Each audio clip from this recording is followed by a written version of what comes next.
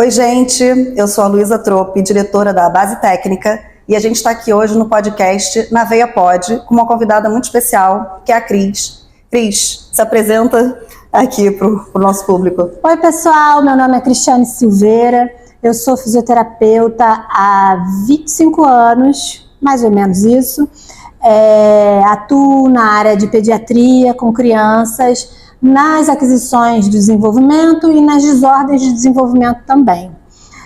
Eu atuo aqui no Rio de Janeiro, fiz pós-graduação na UERJ em psicomotricidade, formação em transpsicomotricidade, então tenho duas formações de base, que é a fisioterapia e a psicomotricidade que veio depois.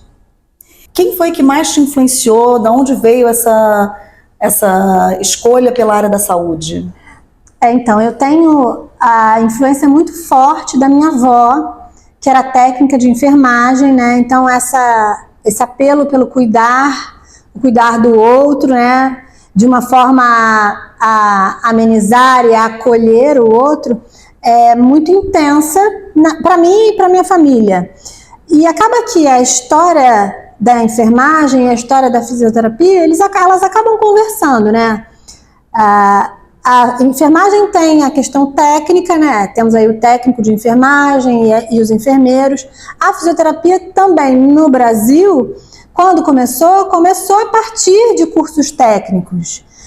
Os primeiros fisioterapeutas que existiam não eram profissionais de nível superior, eram profissionais de nível técnico. Faziam 3 anos de curso, isso lá antes de 69, que é a regulamentação da profissão de fisioterapia. Então, é uma profissão jovem, sim, que começa pelos braços de um nível técnico, assim como a gente tem a enfermagem, de repente começando como um nível técnico para os enfermeiros, que daí despertam o interesse, né?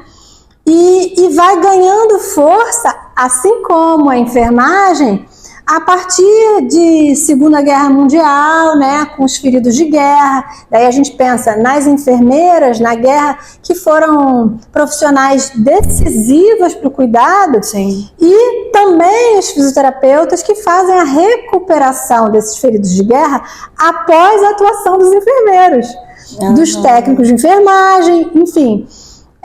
Quando a gente fala da história da enfermagem, a gente fala da Florence Nightingale, que na Guerra da Crimeia, e que é dali que ela começou todo esse estudo, e onde nasce a enfermagem, na verdade. Sim, né? Então, a fisioterapia, ela nasce um pouco antes, mas ela ganha importância, crescimento, visibilidade a partir dessas ações de reabilitação e cuidado dos feridos de guerra, e a partir também do surto de poliomielite, que acontece paralelamente ali na Segunda Guerra Mundial. Então, a gente tem essa ação quase que... Foi próxima, né? Próxima, e é muito similar. Sim. Né? A origem e o crescimento. Né? Entender que a enfermagem, tanto no campo técnico quanto no campo do nível superior, num hospital, é o motor, né? Imagina se a gente pensa num hospital sem os técnicos de enfermagem, sem os enfermeiros. Como é que rola o banho? Como é que rola as trocas de coisas simples, né? Troca de roupa de cama. Sim. Né?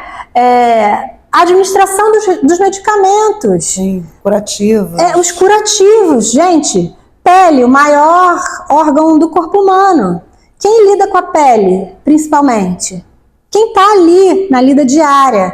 Quem é o primeiro a detectar uma ferida? Sim. É o técnico de enfermagem. Né? Quem faz as mudanças de decúbito que nós, fisioterapeutas, enchemos tanto o saco dos técnicos de enfermagem para fazer? Por quê? Porque se a gente tem um paciente muito tempo deitado numa mesma posição, a gente tem pressão sobre aquela área da pele. E daí se abrem feridas. Mas por que a fisioterapia, você acredita que tenha mais essa bandeira do... A gente tem muito essa bandeira porque... além de atrapalhar o processo de alta do paciente, se ele tem alguma ferida, né, também é uma porta de entrada para bactérias e vírus e acaba complicando o prognóstico desse paciente, né, o decurso, né, o percurso dessa recuperação. E quem está do nosso lado, a nosso favor, assim, de bracinho muito dado, é o técnico de enfermagem e a enfermeira que estão ali mexendo nesse paciente, né? Tocando esse paciente. Esse toque, eu acho que é um ponto de convergência, um ponto de encontro entre fisioterapia e enfermagem.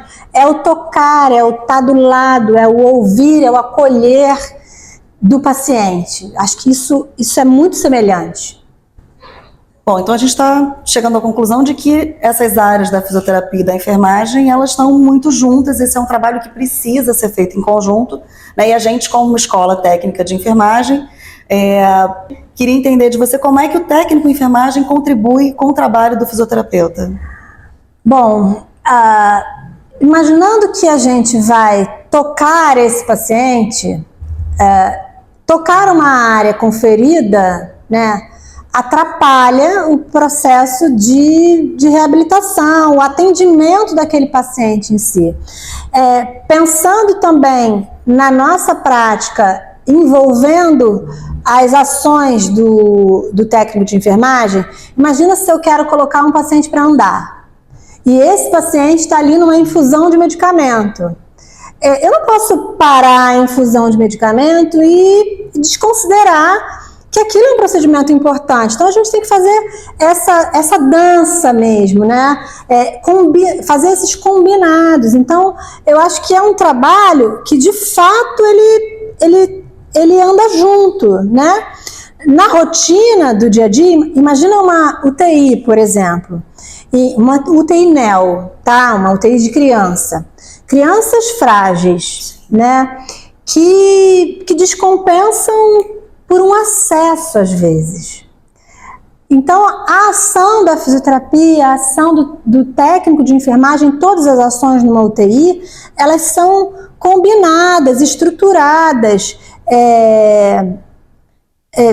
relacionando cada atividade de cada profissional. E os dois profissionais que mais atuam nos bebês aí são o fisioterapeuta e o técnico de enfermagem.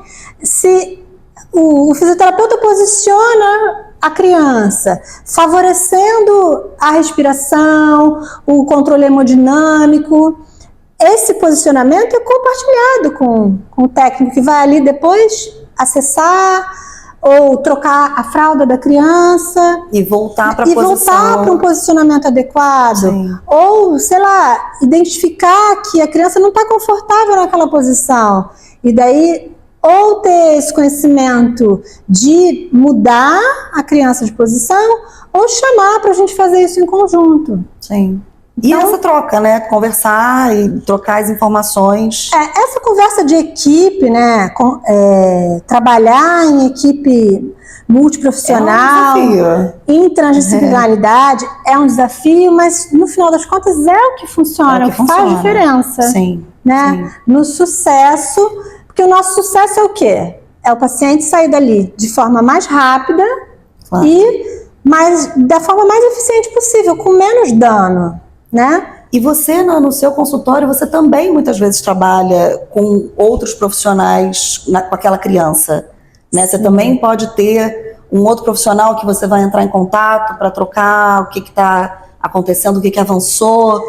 Quais são esses profissionais, na verdade, que você troca e olha, as trocas acontecem com todas as pessoas que estão vinculadas àquela criança. Se é uma criança que faz múltiplas terapias, é preciso que a gente entre em contato com esses outros terapeutas e alinhe as ações. Senão fica uma forma de fazer em que um pensa em seguir um caminho, o outro segue outro caminho e eles nunca se encontram. A gente pode cada um usar o seu campo de ação, mas eles podem se unir, se cruzar e se e se retroalimentar, na verdade, de informações. Quem me ajuda muito, além das famílias, Sim. São as babás, né? Que elas são meio que as propagadoras do conhecimento que elas aprendem no consultório. Isso é muito legal, porque eu já tive babás que vieram para mim dizendo que pensavam em fazer faculdade. Olha. E a faculdade que elas escolhiam, fisioterapia. Cris, é muito inspirada em você, no trabalho que você faz e como a gente funcionou aqui na situação com essa criança. Então, é até inspirador pensar que você influencia a escolha de outras pessoas. Muito, muito. E você consegue dar pra gente assim, algum exemplo prático assim, de uma situação, de alguma criança, claro, sem preservando o anonimato, né? Mas de algum caso real de uma criança com desenvolvimento motor ou com uma paralisia cerebral, e como é que foi esse teu trabalho, como é que você desenvolve o trabalho, para a gente entender um pouco melhor como é que funciona? Bom, o trabalho com crianças com qualquer tipo de desordem, ele começa a partir de uma entrevista com os pais, né? A partir dessa demanda dos pais sobre as necessidades da criança. A gente não atua num corpo com uma condição de saúde. A gente atua numa situação em que essa pessoa, com um impedimento, precisa viver nesse ambiente. Esse ambiente ele pode ser facilitador ou ele pode ser uma barreira. Sim. Né? O ambiente também é permeado pelas pessoas. Então, assim, pensar no contexto da realidade dessa criança, qual é o ambiente que ela está inserida? A creche, o parquinho, a casa da vovó, né? A aula de natação. Então, o trabalho, ele extravasa os muros do consultório. Uhum. Então, lidar com os outros terapeutas. É até interessante a gente falar sobre essa dança, né, entre os profissionais, do profissional, do técnico de enfermagem na UTI, ter todos os cuidados e a gente elaborar o plano do dia em conjunto. Eu até vi que vocês estão com um curso, né, de TINEL, maravilhoso, porque exatamente isso. A gente precisa de pessoas que estejam em comunhão do pensamento, né, de entender que a gente precisa agir em conjunto, ter o conhecimento mais direcionado, a capacitação direta. Não dá para cair numa TINEL de paraquedas. É um outro mundo, né, um outro universo. O mundo infantil é outro universo, né? É verdade. Eu costumo dizer que quem trabalha com criança pode trabalhar com adulto. Mas é muito raro você ter alguém que trabalha com adulto e que pula na pediatria de vez em quando, sabe? São universos completamente diferentes. Então, ter essa capacitação direcionada, ainda mais para o TINEL, que é uma situação muito mais frágil, né? Bebês ainda muitas vezes prematuros, com comorbidades bem importantes. Então é preciso mesmo ter um conhecimento muito aprofundado sobre isso. Parabéns. Obrigada. Parabéns. Sobre a criança, essa coisa do que o universo infantil é um universo à parte, né? E que você traz muito a questão do lúdico para trabalhar com crianças. E você também trouxe essa questão de que às vezes no próprio consultório você não consegue esgotar todas as possibilidades das relações que essa criança tem né, no dia a dia dela. Como é que você faz esse trabalho? Como é que funciona isso? Bom, é um trabalho bem múltiplo, né? Muitas vezes eu tenho encontros com o pessoal da escola. Teve uma ocasião muito interessante em que eu tinha um menininho que tinha dificuldades para caminhar. Uhum. E aí, no contexto familiar, ele não conseguia ir na frequência que era necessário. Então, a gente estabeleceu um plano direcionado para ele, um plano exclusivo para ele mesmo, né? Que incluía a escola, a creche, na verdade, né? E a professora da creche e os coleguinhas da sala dele foram peças importantíssimas para que ele começasse a caminhar. Então eu fui até a escola, entendi qual era o panorama da escola e entender também a disponibilidade daquele pessoal em receber orientações de fora, né? Porque na primeira vista você está ali invadindo um espaço. Sim. E no segundo momento eles conseguem entender que você está ali em parceria, né? Fazendo de novo uma dança em prol daquela criança. Foi muito divertido, porque a gente usou corda, eles estavam num processo que a corda era um instrumento para eles, então a gente usou a corda para todas as crianças segurarem, e daí ele ficava bem no meio da corda, então tinha crianças à frente, tinham crianças atrás, e isso estimulava ele a caminhar. Diminuía um pouco a insegurança dele. A gente usou corda, a gente usou bambolê, a gente usou as próprias estruturas da escola para ele ultrapassar os obstáculos. Então, a professora vinha me mandando vídeos. Isso acontece muito, né? De dar orientações e as famílias levarem essas orientações para casa e me mandarem vídeos fazendo o que a gente estabeleceu como uma atividade no ambiente deles, no contexto deles. Então, essa coisa de ultrapassar os muros, ela funciona muito bem. Inclusive, quando a gente está de férias, muitas vezes eu proponho que eles saiam do consultório. Os atendimentos não são feitos dentro do consultório. Olha. Então, o meu consultório fica perto de uma praça. E aí a gente usa muito essa praça. E aí acaba que essas crianças interagem com outras crianças da praça. Sim. Então também extravasa essa caixa motora, né? A gente não é só uma parte ou outra, a gente é uma unidade.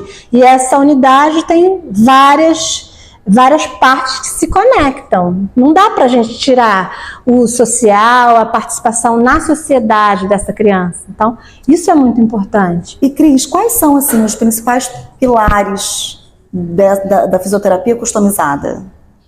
Olha, eu acho que não só da fisioterapia customizada, mas de tudo que se relaciona a seres humanos, eu acho, principalmente, né?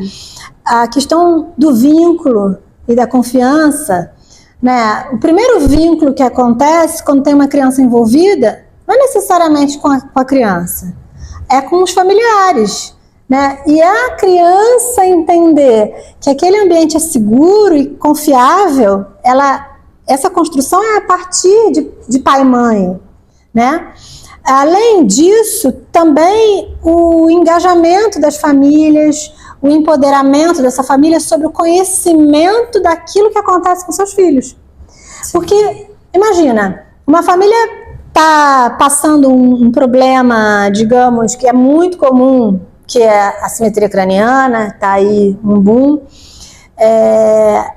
A gente explica para a família o motivo pelo qual aquela criança desenvolveu a assimetria, muitas vezes por permanecer em uma posição por muito tempo, e essa família, ela replica esse conhecimento para outros ambientes. A vovó vai saber, a amiga na pracinha também vai saber, uma outra que está grávida vai saber depois que a criança não morre se ela tiver experiências de ficar de barriga para baixo desde cedo, se ela tiver sob supervisão. Então, que é muito importante essas práticas, que são coisas corriqueiras da vida, e que daí são passadas, e a partir disso a gente previne e evita que muitas coisas aconteçam, né? E para além disso, entender qual é a abordagem que a gente precisa fazer em cada criança, né? Prática baseada em evidência, mas também precisa saber a partir da experiência, né? Porque muitas vezes a gente tem uma evidência científica que não casa no público que às vezes que a gente recebe. Tem que ter essa diferenciação, acho importante. Então, se eu dissesse 3 pilares, vamos lá, vínculo, engajamento da família e entender essa abordagem multiprofissional e transdisciplinar. Acho que esses 3 são os fatores principais, os pilares principais. Eu não acho que é só da fisioterapia customizada, não. Acho que deveria ser de todas as profissões que lidam com cuidado, cura, o ser humano. Acho que é isso. Inclusive, né, assim, a gente conversou um pouco antes do quanto falta muitas vezes nos cursos voltados para a área da saúde, nesse preparo emocional do profissional da saúde para lidar com as famílias, com uma situação que às vezes é delicada, que a família está ali, aquela mãe, aquele pai, com uma criança que está numa condição que eles estão com muitas dúvidas, que eles têm muitos medos. E como é que você acha que como profissional da saúde é possível se preparar para isso, ou encarar essa relação e ter esse olhar de empatia com essa família e entender o momento que eles estão vivendo? Muitas vezes também o profissional que cuida dessas crianças, ele vai até a casa dessa família, então tem toda uma rotina da família que acontece. Como é que isso funciona para você? Né? Bom, eu acho que a palavra é acolhimento mesmo. Conseguir perceber o que aflige, né? E diminuir a carga, principalmente a carga das mães, né? Vamos falar aqui, a sobrecarga materna, ela é real, né? A culpabilização das mães também. E acho que isso é muito injusto no final das contas. Então, assim, tem um ponto muito importante na minha prática, que é chamar os pais e fazer deles também responsáveis, porque muitas vezes a gente mesmo, quando vai fazer umas perguntas no início, né, em entrevista com os pais, fala com a mãe, não fala com o pai. Pergunta o peso da criança, não pergunta para o pai, só pergunta para a mãe. Pergunta a dificuldade da criança, pergunta para a mãe, não pergunta para o pai. Como assim, gente? Tem pai e tem mãe. Muitas vezes, às vezes que não tem, ok, mas quando tem, a gente tem que compartilhar e envolver, isso mesmo, envolver no processo. Mas você já teve alguma situação de uma família que foi muito difícil de lidar e que você sentiu mais dificuldade, na verdade, em lidar com essa família? Olha, na verdade, os contextos mais difíceis que eu acho, eu até não vivencio no consultório.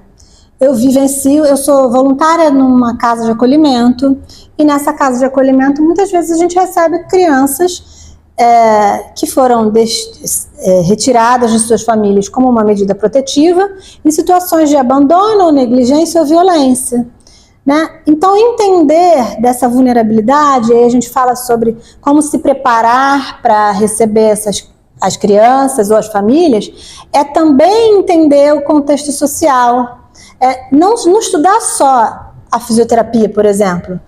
Estudar a fisioterapia, a sociedade, a antropologia, a sociologia, a psicologia, a pedagogia. Sim. Né? Então, são todas as áreas afins que circundam, né? É muito difícil a gente essa lida com o que falta para essas crianças, e é uma comparação, né? São dois universos completamente diferentes, né?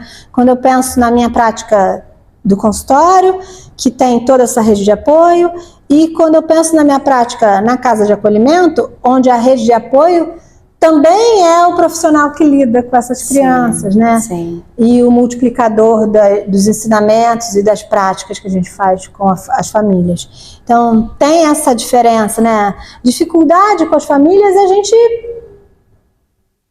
eu penso que, como as famílias são diferentes, a gente tem que ter estratégias diferentes também. Sim. Né? Entender o que aquela família consegue lidar naquele momento, né? Olhar para eles com esse olhar mais alargado e carinhoso até, né? Sim. E para encerrar o nosso quadro na veia,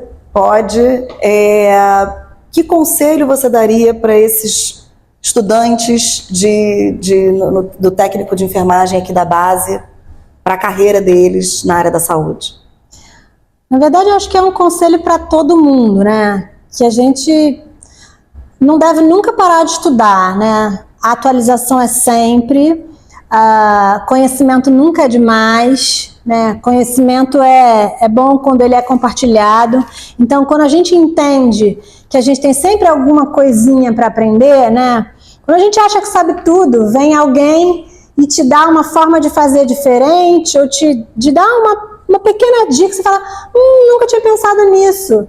Então, a gente só consegue esse tipo de informação quando a gente busca ela e se abre para conhecer outras coisas. Então, assim, não parem de estudar, não parem de se atualizar. Você mesmo vai começar um curso? Sim. Eu tô sempre pensando em uma coisa diferente, porque assim, eu acho que o propósito de quem tá nessa pegada da saúde, quem tá nessa pegada do cuidar, é que a gente tem que pensar qual é a diferença que a gente está fazendo na vida das pessoas. É isso. Isso é que é o real significado, né? Cuidar é um dom. E se a gente não usar os nossos poderes para o bem, para fazer diferença, para mudar o final, para o final ser um pouquinho mais feliz, se a gente não puder fazer feliz em 100%, diminuir esse desafio e esse sofrimento, eu acho que é o objetivo. Sim. Então esse é o conselho, não para não.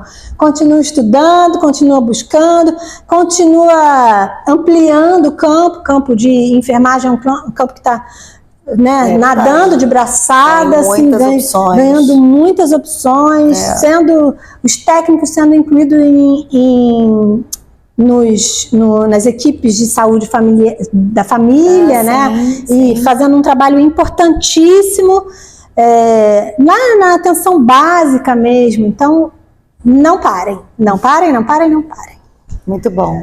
Cristiane, queria te agradecer por ter vindo aqui hoje. Eu que agradeço, a oportunidade foi muito legal. E quem quiser te encontrar, onde é que te acha mais sobre a fisioterapia customizada? Bom, na página no Instagram, é @fisioterapiacustomizada. Lá tem todas as informações, tem algumas peculiaridades do meu trabalho e da forma como eu penso reabilitação, infância, desenvolvimento. É isso, gente. Por lá vocês sabem um pouquinho mais sobre mim. Muito bom. Obrigada, muito bom. Viu? Obrigada a você. E é isso, gente. Até a próxima.